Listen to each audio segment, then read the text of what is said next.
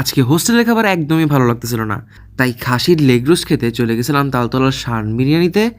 এখানে আরও ছিল একদম ভাজা ভাজা হাঁসের মাংস, গরুর চাপ আর চিকেন মালাইকারি। এই সব কিন্তু আমি নিজ হাতে প্রতিদিন বাসা থেকে বানাই নিয়ে আসে। এই সব কিছু খেতে আমরা চলে গেছিলাম শান বিরিয়ানিতে, যেটা খিলগাঁও তালতলা হাড়ভাঙা মোড়ের মামুন বিরিয়ানির ঠিক পাশেই। তো প্রথমে শুরু করলাম আস্ত মাটন লেগ রোস্ট দিয়ে, যেটা খাইতে খুবই মজার ছিল। আর ভাই, এটা এত নরম ছিল যে কি বলবো। ঝোলটাও খুব সুন্দর ফ্লেভারফুল ছিল, পোলাও দেখাইতে ভালোই লাগে।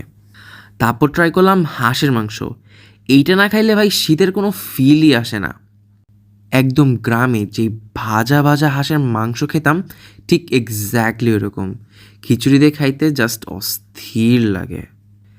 এরপর ট্রাই করলাম গরুর চাপ। এটা দেখার পর আমি ভয় পেয়ে গেছিলাম যে দাঁতের মধ্যে মাংস না আটকায় যায়, কিন্তু কামড় দেওয়ার সাথে সাথে ভাই এটা এত নরম আর মজাদার ছিল যে দাঁতের মধ্যে একটুও লাগে নাই। আর ঝোলের ফ্লেভারটা অনেক ইউনিক ছিল, আচারি আচারি একটা ভাব, যেটা বলে বোঝানো যাবে না। এরপরে ট্রাই করলাম চিকেন মালাইকারি।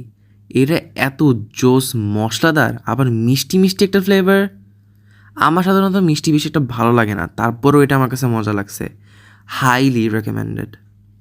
তেহারিটাও খুবই মজার ছিল। খাওয়ার পর মনে হচ্ছিল মসজিদের মিলাদের তেহারি খাচ্ছি, বাট একটু বেশি মশলাদার। বাট অ্যাভয়েড দেওয়ার খাচ্ছি মোটামুটি হলেও মাংসটা একটু ভিতরে ড্রাই ছিল, যেটা আমার কাছে তেমন আহামরি লাগে নাই। সো তাদের বাকি আইটেম থাকতে এটা না খাইলেও চলে।